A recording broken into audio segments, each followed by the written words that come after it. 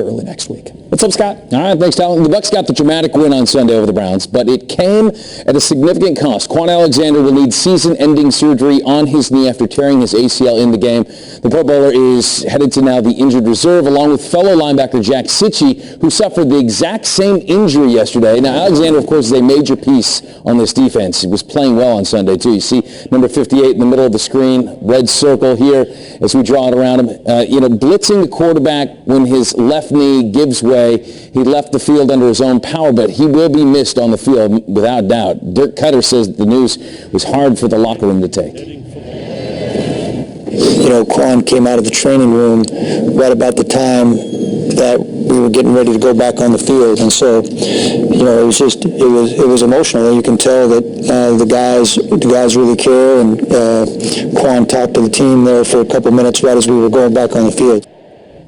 Well, Sunday's win was packed with highs and lows, twists and turns, misses and makes, and the ending that left many shocked, especially the fifth graders at Mabry Elementary School. That's right, we went back to school on this Monday to talk Browns-Bucs upon further review.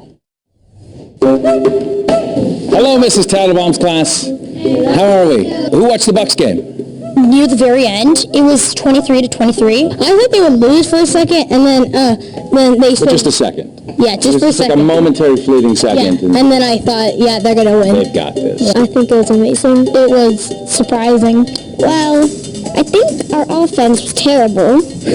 One of my friends told me that the Bucs won. Your friend was absolutely correct.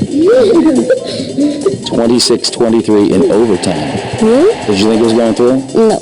Me and my dad didn't think it wasn't going to make it through, but we were kind of shocked when it did. Can we all say Chandler Catanzaro? The Bucs kicked the final field goal to end it up with 26-23, and that was the end. That was the end. And there was much rejoicing.